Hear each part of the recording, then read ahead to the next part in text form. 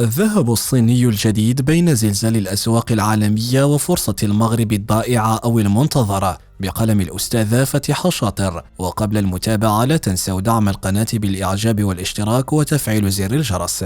في وقت يتزايد فيه الحديث عن وصول سعر أونصة الذهب إلى مستويات قياسية قد تلامس 4000 دولار أو تتجاوزها، ومع تصاعد التوترات الاقتصادية والجيوسياسية عالميا، عاد المغرب ليتصدر واجهة الاهتمام بوصفه الملاذ الآمن التقليدي في زمن الأزمات.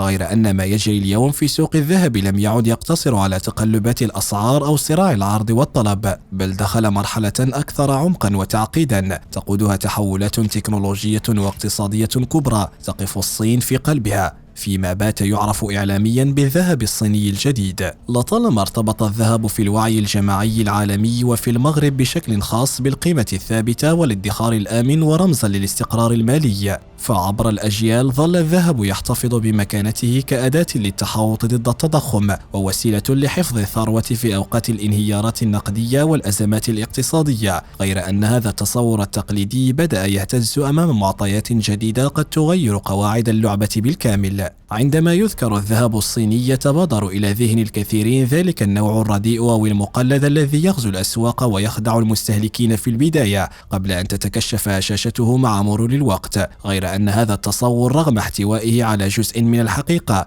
فالصين اليوم لا تتحدث عن ذهب مزور أو منخفض الجودة، بل عن ابتكار تكنولوجي جديد يقوم على إنتاج ذهب نقي بنسبة 99.9%، أي عيار 24 كاملا، لكن بخصائص ميكانيكية غير مسبوقة. المعروف تقنيا أن الذهب عيار 24 رغم نقاوته العالية يتميز بليونة شديدة تجعله غير صالح للاستعمال اليومي في الحلي والمجوهرات، ما يفسر اقتصار استخدامه تاريخيا على السبائك والعملات الاستثمارية. أما المجوهرات فيعتمد فيها غالبا على ذهب عيار 18 الذي يتم خلطه بالنحاس أو الفضة لاكتساب الصلابة والمتانة. غير أن الصين عبر تقنية متقدمة تشمل المعالجة الكهربائية وإعادة هندسة البنية الذرية للمعدن نجحت في إنتاج ذهب عيار 24 يتمتع بصلابة تفوق الذهب التقليدي ب4 مرات دون المساس بدرجة نقاوته. هذا الابتكار أتاح الجمع بين ميزتين كان ينظر إليهما سابقا على أنهما متناقضتان: نقاء الذهب الاستثماري وقوة الذهب المخصص للمجوهرات،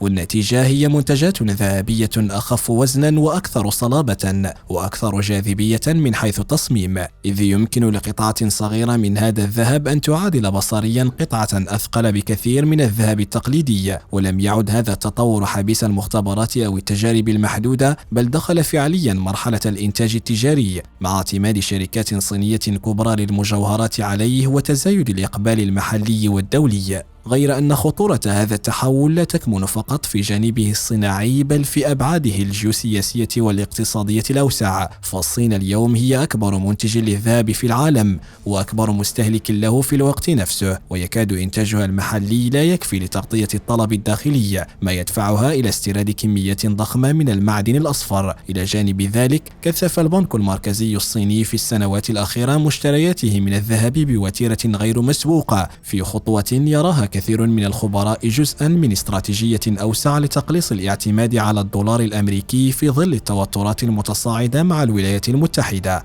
في هذا السياق لا يبدو الذهب الصيني الجديد مجرد ابتكار تقني، بل أداة ضمن مشروع استراتيجي متكامل يسعى إلى تعزيز استقلالية الصين النقدية والاقتصادية وإعادة تشكيل موازين القوى في الأسواق العالمية. وإذا كان هذا التحول يحمل فرصا كبيرة للصين، فإنه في المقابل يطرح تحديات حقيقية على أسواق تقليدية من بينها السوق المغربية. في المغرب يشكل قطاع الذهب والمجوهرات منظومة متكاملة تقوم على حرفيين مهارة ثوارثوا المهنة جيلا بعد جيل، ويعتمدون على تقنيات تقليدية أثبتت فعاليتها عبر الزمن. غير أن دخول مادة جديدة بخصائص مختلفة يطرح أسئلة جوهرية حول قدرة هذه المنظومة على التكيف. فهل يمتلك الحرفي المغربي الأدوات والتكوين اللازمين للتعامل مع هذا النوع من الذهب؟ وهل السوق مستعدة لتقبل منتج جديد رغم نقاوته العالية في ظل ثقافة استهلاكية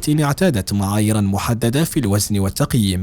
في المقابل لا يخلو المشهد من فرص واعدة، فالمغرب يتمتع بموقع جغرافي استراتيجي ويشكل جسرا بين أوروبا وإفريقيا، إضافة إلى شبكة من الاتفاقيات التجارية التي تؤهله ليكون منصة إقليمية للتصنيع والتصدير. ومن هذا المنطلق يمكن تصور سيناريو بديل لا يقتصر فيه دور المغرب على استيراد الذهب الجديد، بل على استيعاب التكنولوجيا المرتبطة به وتكوين الحرفيين المحليين وتحويله إلى مجوهرات بطابع مغربي أصيل توجه إلى الأسواق الأوروبية والإفريقية. هذا الخيار إن تحقق من شأنه أن يخلق قيمة مضافة حقيقية ويحدث نقلة نوعية في الصناعة التقليدية، ويحول التهديد المحتمل إلى فرصة استراتيجية، غير أن تحقيق ذلك يتطلب رؤية واضحة واستثمارات جريئة ومرونة من التجار واستعدادا من الحرفيين لاحتضان التغيير بدل مقاومته. في الختام فإن الذهب الصيني الجديد قادم لا محالة، والجدل الحقيقي لا يدور حول وجوده من عدمه، بل حول كيفية التعامل معه. فالمعركة المقبلة ليست بين ذهب وآخر، بل بين عقلية متمسكة بنماذج الماضي وأخرى منفتحة على بناء المستقبل. والسنة المقبلة قد تكون حاسمة في تحديد موقع المغرب من هذه التحولات،